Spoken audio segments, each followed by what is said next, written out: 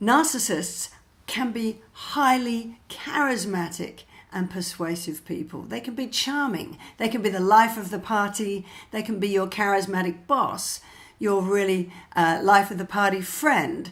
They aren't always people who are abusive in relationships. But those narcissists who are violent or emotionally abusive in relationships, I'm just going to talk about them and the highly manipulative tactics that they use in order to control you, because that is their modus operandi. A narcissist needs total control because that's how they feed their self-inflated sense of ego and entitlement. The first of these is gaslighting, and it is the most deceitful, manipulative tactic of all, because the whole purpose of it is to distort your sense of reality, and it eats away at your ability to trust your gut instincts and disables you from questioning their abusive behavior. And the word gaslighting comes from a play, I think, in the 1930s. I hope I've got that right. And it was a play about a husband and wife, and he set out to convince his wife she was crazy by turning the gas lamps down. And whenever she commented on it, he would dismiss her as crazy and imagining it. And that's exactly what narcissists do when they're gaslighting us in relationships. If we question their behavior or anything that we have concerns about or don't like about what they're doing, they immediately dismiss it with, "You're too sensitive," or "You're exaggerating it," "You imagined it, that didn't happen." That's gaslighting, and it's very, very pervasive. And you go through 3 stages, if you like, with gaslighting. The first of it is disbelief. You see something that, you up until now, you've only seen the very, very charismatic, charming side. And then suddenly you get a glimmer of this darker person that lies beneath. But they show it so quickly, a flash of anger, or they'll push you or shove you against a wall very quickly, and then it's over. So quickly that you think, did I just imagine that? What happened? Because suddenly they're all charming again, and and convincing you it wasn't as bad as you thought it was. So you're in this questioning disbelief stage, thinking, did I imagine that? Did that happen or not? And as a result, you start to change your behavior, thinking, well, I must have caused it. If I change my behavior, maybe I won't see that sort of anger again. It must be me. So that's disbelief. And then you go on into a phase, what's known as defense. And you start defending yourself because they're saying to you, you're imagining it. But you know you've just seen that. Or you're exaggerating it and you don't believe you are.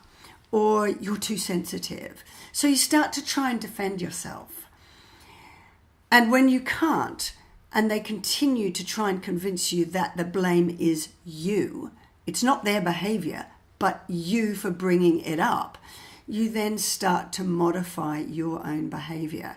And you start to, I guess the reason is, you start to change your behavior. And the reason is this: your instincts tell you that you've seen that behavior and that it is wrong. But everything that they want to do is designed to make you distrust that belief in your own instincts. And the more they keep telling you, you're an idiot, you've imagined it, that didn't happen, you've exaggerated it, the more you start to question and start to then mistrust your own gut instincts. And therefore you then start to change your behavior, thinking, well, maybe I am wrong, and now I need to prove I'm worthy of them. And you start to try and prove to them you're not what they're saying you are. And so they start to get control over you. And the third phase is you can go into depression, but you start to really lose the whole sense of you. You don't recognize yourself anymore. Your self-esteem's been whittled away, and you start to twist yourselves yourself in knots, bend yourself like a pretzel, do anything you can to make them happy again and to prove that you're worthy of their love. So that's how manipulative gaslighting is. There's also mirroring. And this is when they project their negative, toxic behavior onto you. And they'll say to you, you're the one who's fibbing when they're lying through their teeth. They'll accuse you of having affairs when it's them who is being unfaithful to you. And it's really a way to shift the blame again of their behavior onto you. Or they'll drag you into these insane circular conversations from hell, I call them. Because if you start to raise the fact that you're not happy about their behavior, they'll start to bring you down this whole crazy line of conversation that suddenly brings up what you do, how you behave, your entire family, your entire belief systems, everything you've ever learned since a child, everything, whatever, no holds barred, gets put under attack. And if you are able to call them up on a certain comment or argument, they'll then go down another crazy line of argument. So you go round and round and round and round in circles. I remember thinking I was going insane when I was in those conversations with my ex because I couldn't make sense of them. You can't defend or argue against a madman, and that's what it's like. They make no sense.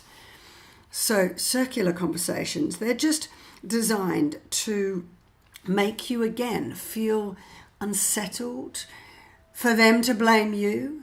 It's not about them. It's like a smoke screen. They just let off this smoke bomb so you get so far away from the original comment, which was you saying that their behavior wasn't good enough, that it gets forgotten and lost in the wash. Or they make these blanket statements. I was told you grew up with a silver spoon in your mouth, you're a spoiled bitch. Or you'll get told you're impossible to please. Or they'll put words in your mouth saying things like, oh, so you're saying you're the perfect one now. Or so you're saying I'm really, so bad and you're the perfect one. Sorry, that's a bit confusing. I wasn't knowing what I was saying then. But you get what I mean. They put blanket words, statements in your mouth, words in your mouth. And it's basically, again, showing you that they can smash through any argument that you can come up to counter them or to put the blame where it belongs, which is on to them. Another classic is when they shift the goalposts. They set these unwritten rules for you that they don't have to abide to, only you. But you can never, ever, ever live up to them. Just when you think you understand what the rule is and you're living up to it, then they'll just lift the bar higher and they'll shift the goalpost. I had this friend who, her husband never worked in his life. She worked 24/7 every weekend day, weekday. And even when she asked to buy a cup of coffee, he said she was lax with money and so he needed to see receipts. If she didn't want to work on the weekend and wanted a day off, he told her she had a really poor sense of work ethic. And it's about attacking your weaknesses, not praising your strengths, keeping you on the back foot, them in control.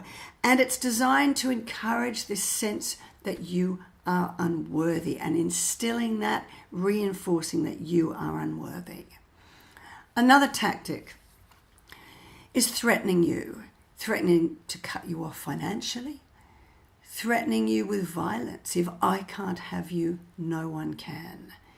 That is quite insidious. And if they are saying that to you, then they are telling you, or threatening to kill themselves. All of those, they are telling you that they are capable of violence. So I'd be very, very wary of that one. Or there's what's called negative brainwashing, where they brainwash you to associate your strengths, talents, and positive memories with abuse, frustration, and disrespect. So I've told you before about the goalposts and shifting those, so they attack your weaknesses and don't praise your strengths. Well, this is the opposite. This is where, for example, they'll take your strength that you are very organized and call you a control freak. Or they'll take your positive memories like Christmases, birthdays, going out with your friends, and they will sabotage them, cause a massive argument on the day, tell you that going to your relatives is selfish, and so you start to not want to go because you associate these events with abuse and negativity. And so that is a way of isolating you from family, from friends, people that can validate you and are your safety net, the ones that will tell you what you're going through with this person is not good enough. They'll do smear campaigns against you, especially if they sense they're losing control over you and they can no longer control how you see yourself. So, for example, if you're building your self-esteem and you're starting to realize that what they're saying is wrong about you, they'll turn to others and they'll do a smear campaign about you so that other people will see that they're the victim and you're the crazy one, not them. Or they'll go into something called triangulation, where they'll bring in their mother and say, you see, my mum thinks you're crazy as well. Or the hint of a new partner that they might have an affair with, just to instill fear in you that they might leave you and again get control back over you. They'll use intimacy as a weapon against you to hurt you. When they're being loving and kind and encouraging you to share everything with them. And you do so because you know that by being vulnerable and trusting is the only way to have a long-term close relationship and the way of building trust. You share something about yourself and then wham, they throw it back at you later and really use it to hurt you. A healthy person doesn't do that. A relationship that's healthy, you can be vulnerable and build trust.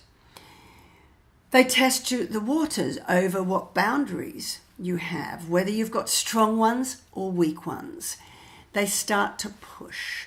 So, for example, in the beginning phases, when they've after first love bombing you and sucking you into this charismatic person and relationship, they'll then start to test. They'll get a bit angry. They might push you. They might just do something, a little test, to see if you'll accept it and not walk away.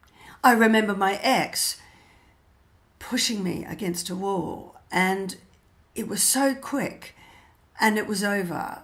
But then I didn't walk away. So in a way, I crossed a Rubicon that day and I accepted that was the first sign of violence, yet I forgave him for it. So in a way, I was unwittingly giving him permission to do it again. So they test your boundaries and they push. And if you leave them, this is the last one, if you leave them, they do what's called hoovering. I love that word because it's so true. They suck you back in. If you go to leave them, or if they sense that you are unhappy, say I had have stood up against that first sign of violence, then they hoover you and they suck you back in with tears, with gifts, with remorse and promises to change. And it's so convincing. And you see that beautiful, loving side to them again. It's really hard to then get angry with them. And so you do forgive them. But all of this is manipulation. It's not love. It's about control. And I hope that's helped to go through some of those manipulative tactics that are designed to confuse you, destabilize you, make you mistrust your gut instincts, and crush your self-esteem. If you recognize any of those in the relationship that you're in, I would urge you to get help and support, because a person like that can be very dangerous, and no love is worth dying for.